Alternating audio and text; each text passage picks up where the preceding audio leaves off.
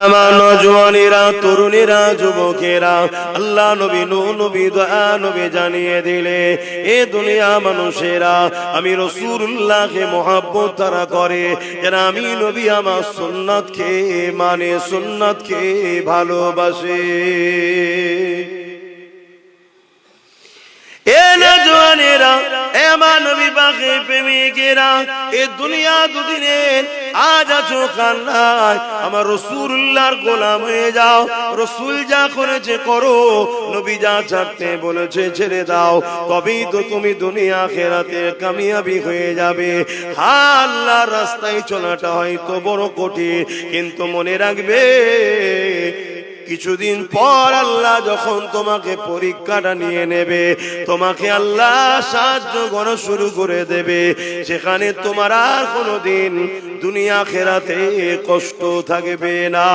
আল্লাহ পাকের রাস্তায় যখন কোনো বান্দা বান্দি চলতে থাকে, এই চলাটা শুরু হয় কাঁটার উপর দিয়ে, কিন্তু কিছু দূর যাবার পরে শান্তি আর শান্তি ফুলের উপর দিয়ে শুরু হবে।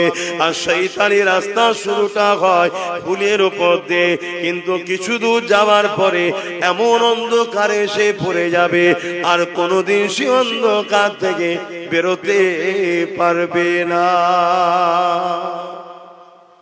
দুটো রাস্তা রয়েছে, ভাবেন দুনিয়া দুদিনে, কিন্তু আজ আমরা সহজ ইসলামকে পেয়েছি, তাই ইসলামের উপরে আমাদের অতটা গুরুত্ব নাই।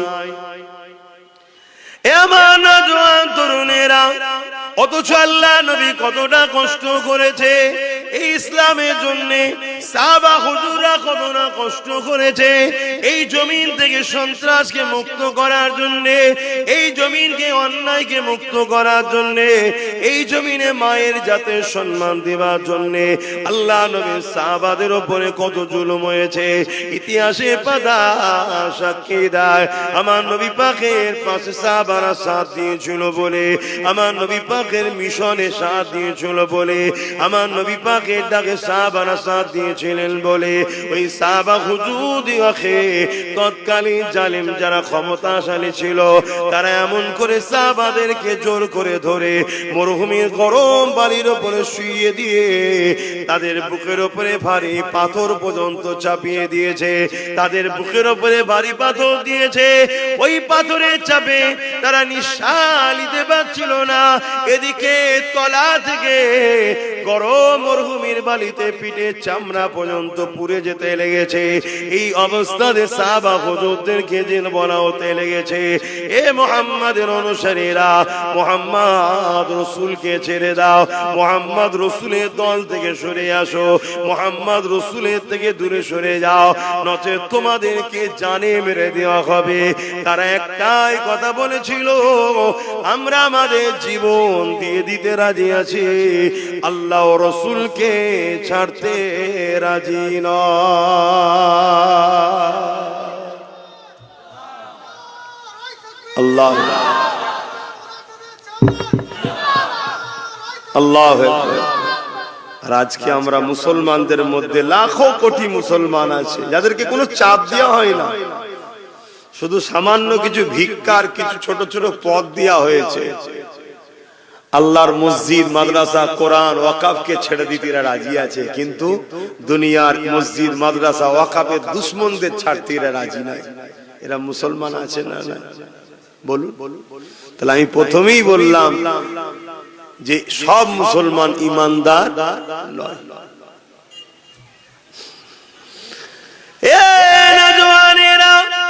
সেদিন কোন কষ্ট সাহাবা হুজুররা করেছিলেন এই জমিনের উপরে ন্যায়কে প্রতিষ্ঠিত করার জন্য, এই জমিনের উপরে অন্যায়কে মেটাবার জন্য সাহাবা হুজুরদের উপরে কত জুলুম হয়েছে। আমার নবী পাকের সাথে সাথ দিয়েছিলেন হযরতে খুবাইব রাদিয়াল্লাহু তাআলা, হযরতে খাব্বাব রাদিয়াল্লাহু তাআলা। তিনাকে জালিম খ্রিস্টান বাদশা ধরে নিয়ে গেছে, নিয়ে গিয়ে বন্দী করে বলতে লেগেছে, এ খোবায়েব, এ খাব্বাব, মুহাম্মদ রাসূলকে ছেড়ে দাও, মুহাম্মদ রাসূলের দল ছেড়ে দাও, মুহাম্মদ রাসূলের সাথ দিও না, আমাদের দিকে চলে আসো, তোমাকে অনেক পুরস্কার দেওয়া হবে, অনেক সম্মানিত করা হবে। আল্লাহ নবীর সাহাবী হযরত খাব্বাব রাদিয়াল্লাহু তাআলা তিনি বলতে লেগেছে, জালিম তোমরা যতই চেষ্টা করো না কেন আমরা জুলুমের সাথ দিতে পারবো না। কেন আমার আল্লাহ আজ জালিমদের সাথে নাই, আমার আল্লাহ মজলুমদের সাথে আছে। তোমরা জালিম, তোমাদের সাথে আমরা সাথ দিতে পারবো না। কেননা এই দুনিয়া দুদিনে আজ আছে কাল নাই। জালিমের সাথ যদি দিই আল্লাহ পরকালে জালিমদের সাথে জাহান্নামে দেবে, এই জালিমদের সাথ আমরা দিতে পারবো না। এই কথা শুনে জালিমরা হযরত খাব্বাব রাদিয়াল্লাহু তাআলা হুজুরকে আগুন তৈরি করেছে, ওই আগুনে হাত পা বেঁধে দিয়ে ওই আগুনের উপরে কোমরের অংশটা বসিয়ে দিয়েছে, ওই আগুনে কোমরকে পোড়াতে লেগেছে, ওই কোমর থেকে পানির মতো রস বেরোতে লেগেছে, গোস্ত চর্বি গলে গলে রস বেরোতে লেগেছে, ওই রসেতে আগুন নিভিয়ে যায়, আবার জালিমরা আগুন ধরায়, আবার খাব্বাব হুজুরকে নিয়ে যে বসায়। এ যুবক রে, অনেক কষ্ট করে ইসলাম এসেছে, অনেক কষ্ট করে ইনসানিয়াত এসেছে, অনেক কষ্ট করে মসজিদ মাদ্রাসা হয়েছে। আজ তোমার আমার গাফলতির জন্য, তোমার আমার ভুল পদক্ষেপের জন্য আজ আল্লাহর ঘরকে জালিমরা মিটিয়ে দিচ্ছে, আজ বুলডোজার দিয়ে মাদ্রাসা মিটিয়ে দিচ্ছে। মনে রেখে দিও, আমার আল্লাহ পাক ওই মসজিদের মুখাপেক্ষী নয়, আমার রাসূলুল্লাহ মাদ্রাসার মুখাপেক্ষী নয়। হ্যাঁ, মসজিদ আল্লাহর ঘর, মাদ্রাসা নবীর ঘর, কিন্তু মসজিদ চলে গেলে আল্লাহ পাকের কিছু হারাবার নাই, মাদ্রাসা চলে গেলে আল্লাহ পাকের রাসূলের কিছু কমে যাওয়ার ব্যাপার নয়।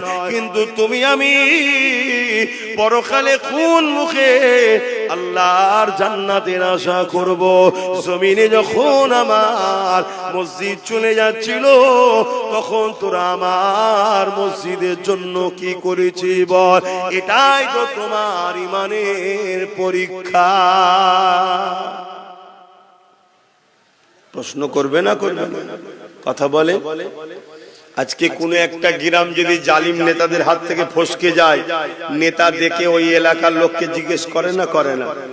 বলো বলো, যে ফসকে গেল তোরা কি করলি, চল তুই বাদ। তা দুনিয়াদারি মামলায় যদি তারা এটা কথা বলতে পারে, অথচ কোন নেতা আমাদেরকে বানায়নি, আর যিনি আমাদেরকে বানিয়েছে, দুটো হাত দিল, দুটো পা দিল, চোখ দিল, কান দিল, জবানে কথা দিল, সে আল্লাহ তো জিজ্ঞেস করবে, হারা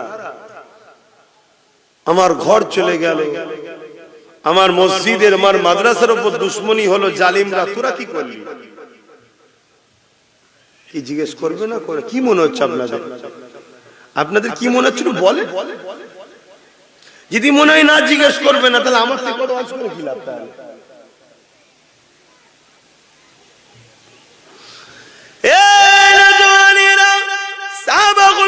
মার খেয়েছিলেন জালিমদের বিরোধী করার জন্য, আজ আমরা মার খাচ্ছি জালিমদের পক্ষপাতিত্ব করার জন্য।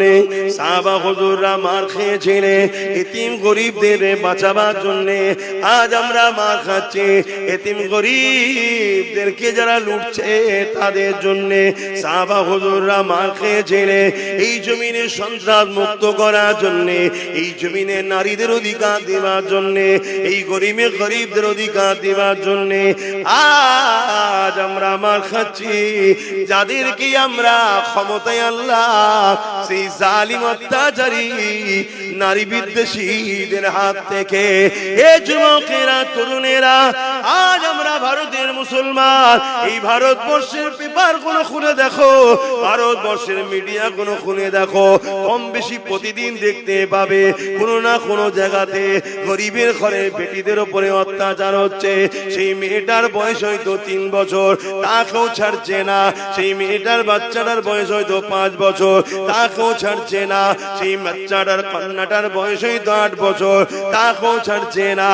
এ ভারতের মুসলমান, অন্যকে কি করছে আমার দেখার দরকার নাই। মুসলমান তো তারা, নবীর উম্মত তো তারা, যারা দুনিয়াকে কাঁপিয়ে দিয়েছে, দেখিয়ে দিয়েছে নারীদের উপরে জুলুম হলে তাদের বিরুদ্ধে একদিন নয়, দুদিন নয়, বছর বছর পর্যন্ত লড়াই করেছে যে জাতি, ওই জাতিকেই তো বলা হয় মুসলমান। এ যুবকেরা, তরুণেরা, আজ আমরা এত খারাপ হয়ে গেলাম, আমরা নারীদের ইজ্জত বাঁচানো তো দূরের কথা, আজকে দুঃখের বিষয় আমরা তাদেরকেই সাপোর্ট করছি যারা ক্ষমতার জোরে টিকে রয়েছে, আর তাদের চামচাগুলোই নারীদের উপরে জুলুম করছে, তাদের আমরা গোলামি করতে লেগেছে। এই গোলামি এমন জায়গায় পৌঁছে গেল, এই গোলামি এমন জায়গায় পৌঁছে গেল, পুরো ভারতবর্ষের জমিনে গত দুদিন আগে বিহারের মুখ্যমন্ত্রী দেখা যাচ্ছে আমাদের ঘরের এক মেয়ের মুখের কাপড় ধরে টানছে। কেমন লাগলো দেখতে? খুশি তো? আমি জানি বিহারের মুখ্যমন্ত্রী হয়তো প্রকাশ্যে মুখের কাপড় ধরে টানে, ও গোপনে আরো কাপড় অনেক কিছু ধরে টানে, ওর চরিত্র খারাপ আমি জানি, ওর কথা বাদ দেন।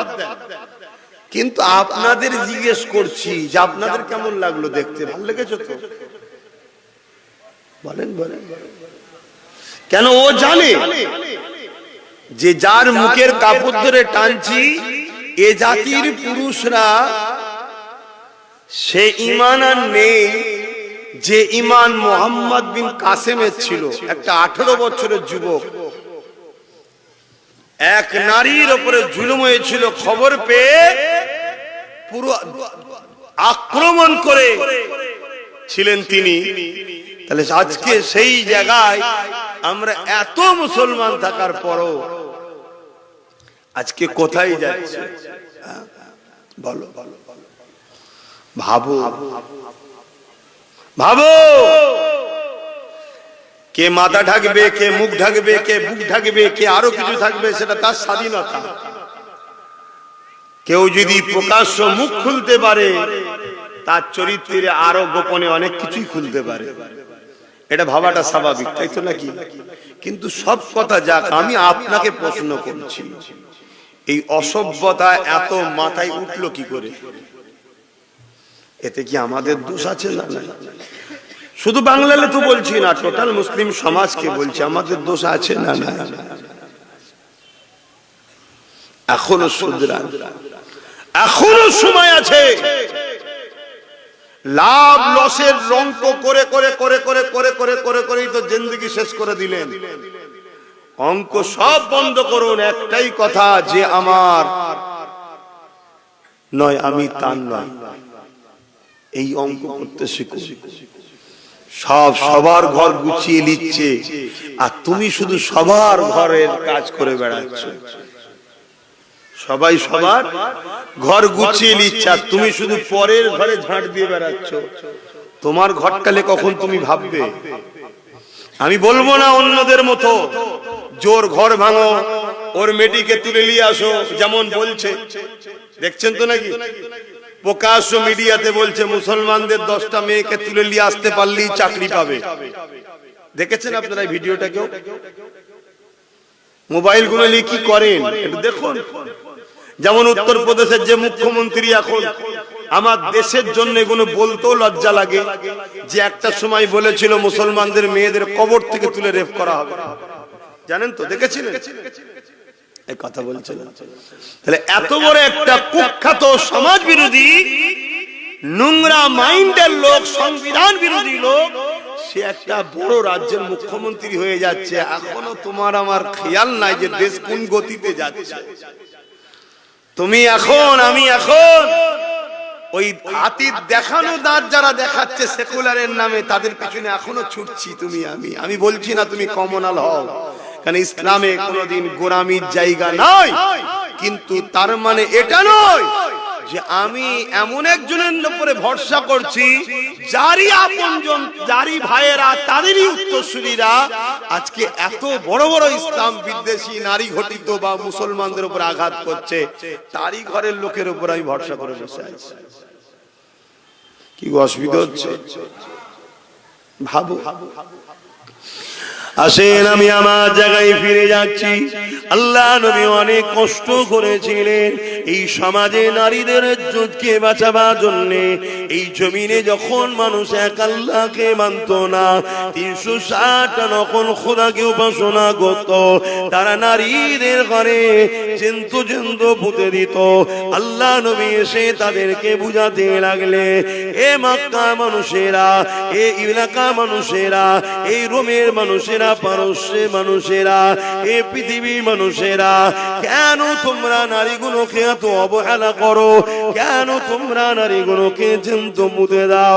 তারা বলতে লেগেছিল নারীরা হলো অশুভ, নারীদের বাঁচার কোনো অধিকার নাই। আল্লাহ নবী বলেছিলেন না, নারী অশুভ নয়, নারী হলো সেই জিনিস আল্লাহ বা কন্যা সন্তানদের এত নিয়ামত করেছে। কারো ঘরে যদি প্রথম কন্যা সন্তান হয়, এর মানে ওই নারীর বাবাকে মহান স্রষ্টা আল্লাহ জান্নাতে সুসংবাদ দেয়। যুগে যুগে নারীদের উপরে জুলুম হয়েছে, আর নারীদেরকে ইজ্জত সম্মান ইসলাম দিয়েছে। জোরে বলুন সুবহানাল্লাহ। কিন্তু আজকে এই ভারতবর্ষের বুকে এমনও কথা শোনা যাচ্ছে, ইসলামের সম্বন্ধে মিথ্যাচার। এমনও শোনা যায় ইসলাম মে রেপ করা নাকি কোনো খারাপ বিষয় নয়। শোনা যায় না, যায় না?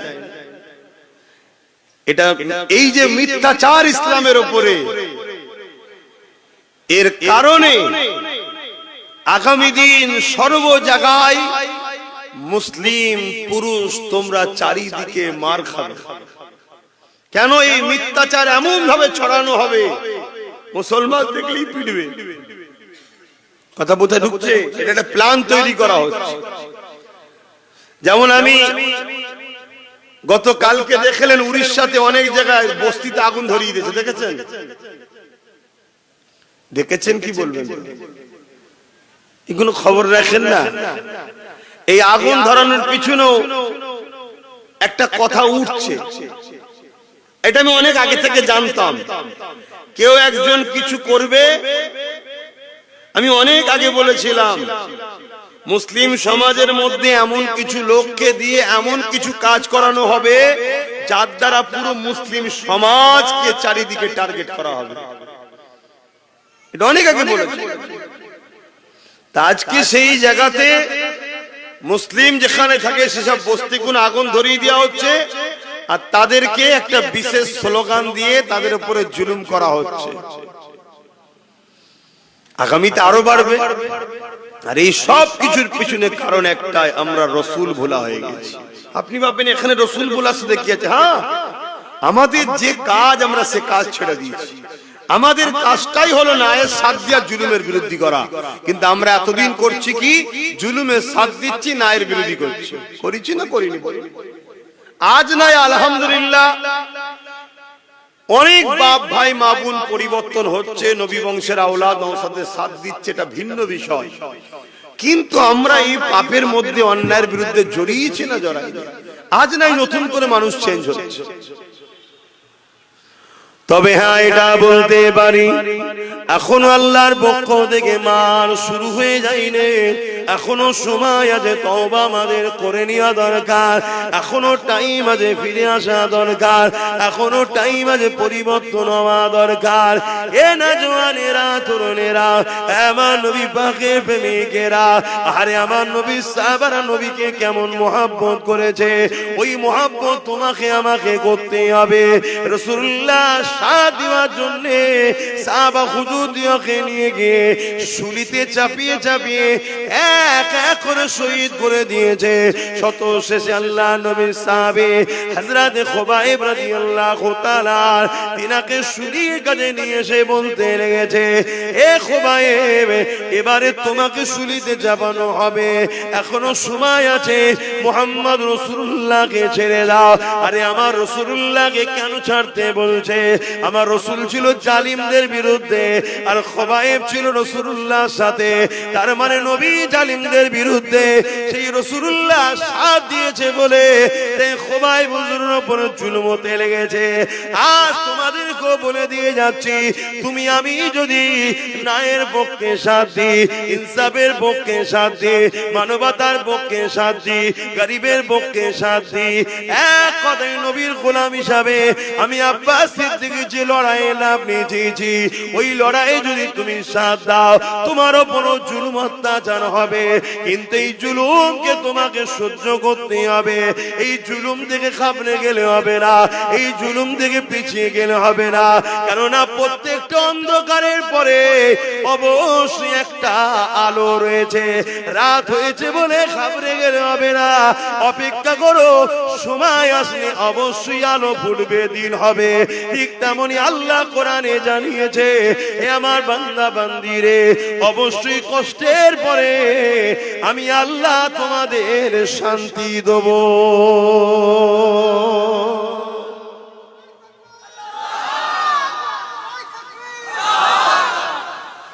তার জন্য তো মজবুত হয়ে দাঁড়াতে হবে, ঘাবড়ে গেলে হবে?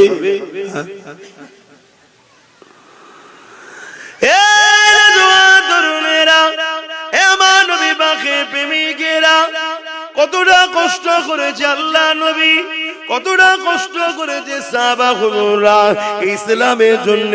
যখন আমার আল্লাহ পাক জানিয়ে দিলে, জিবরাইল মারফতে আমার রাসূলুল্লাহকে বলে দিলে, হে আল্লাহ পাকের নবী, আখেরি নবী হুজুর, আপনি আজকে রাত্রিতে হিজরত করে এলেন, কেননা জালিমরা আপনাকে শহীদ করে দিবার জন্য তারা মিটিং করে নিয়েছে।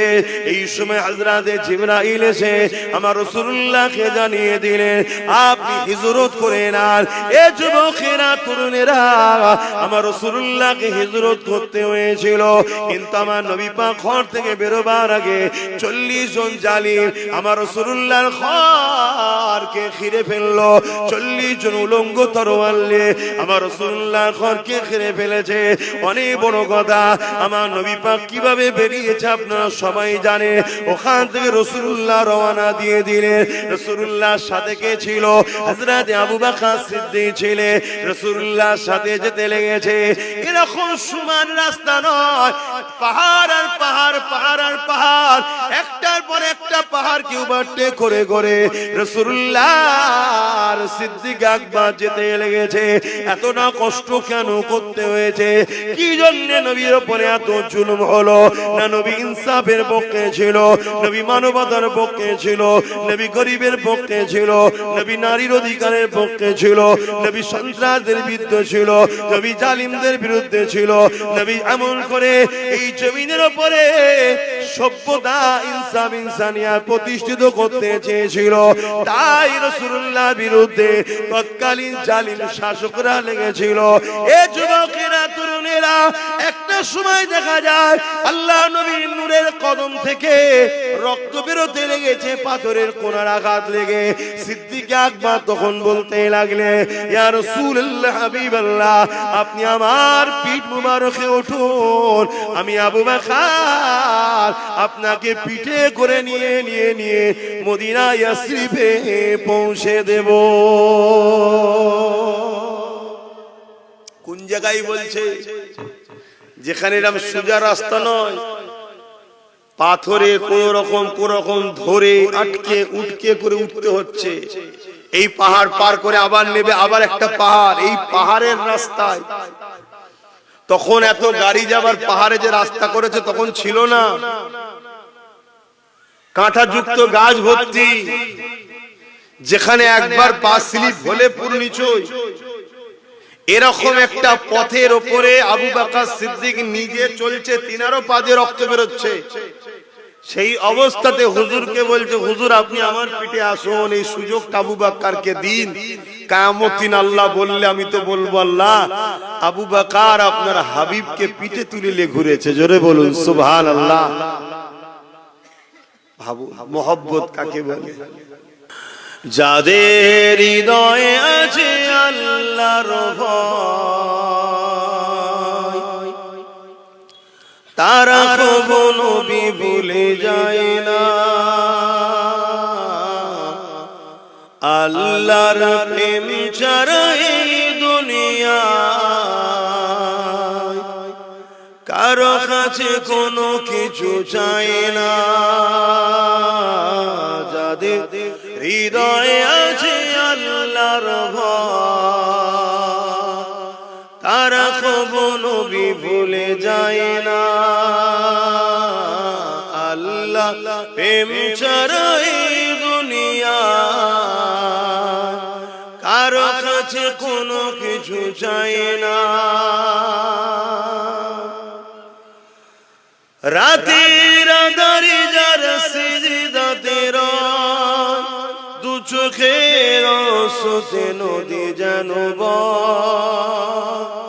রাতের আঁধারে যার সিজদাতে রয়, দু চোখের আঁসুতে নদী যেন বয়।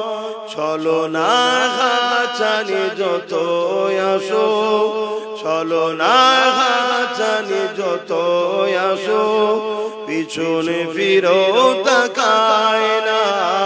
যাদের হৃদয়ে আছে আল্লাহর ভয়, তারা কখনো নবী ভুলে যায় না। আল্লাহ প্রেম ছাড়া এই দুনিয়ায় কারো কাছে কোনো কিছু চাই না। দিন কায়েমের পথে যারা অবিচল, তারা হলো আল্লাহর প্রিয়জন। দিন কায়েমের পথে যারা অবিচল, তারা হলো আল্লাহর প্রিয়জন। বাতিলের কাছে যারা হার মানে না, বাতিলের কাছে যারা হার মানে না, সংগ্রাম করে যায় অমরণ। যাদের হৃদয়ে আছে আল্লাহর ভয়, তারা কখনো নবী ভুলে যায় না। আল্লাহ প্রেম ছাড়া এই দুনিয়ায় কারো কাছে কোনো কিছু চাই না। রাতে আঁধারে যার সিজদাতে রয়, দু চোখের আঁসুতে নদী যেন বয়। রাতের আঁধারে যার সিজদাতে রয়, দু চোখের আঁসুতে নদী যেন বয়। চলো না ঘাচানি যত আসো, চলো না ঘাচানি যত আসো, পিছনে ফিরো তাকায় না। যাদের হৃদয়ে আছে আল্লাহর ভয়, তারা কখনো নবী ভুলে যায় না। আল্লাহুম্মা প্রেম আগুনে জ্বলে মরি, ও হে রাব্বানা আমি যারি প্রেমের পাগল, সে তো মদিনায়।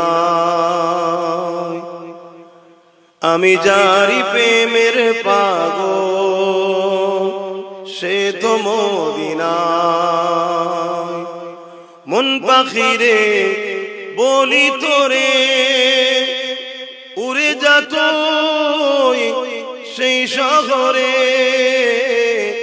মন পাখিরে বলি তোরে, উড়ে যা তুই সেই শহরে। যেই শহরে গেলে পরে, যেই শহরে গেলে পরে মিটবে মনের বেদনা। আমি যারি প্রেমের পাগল, সে তো মদিনায়। আল্লাহুম্মা সাল্লি আলা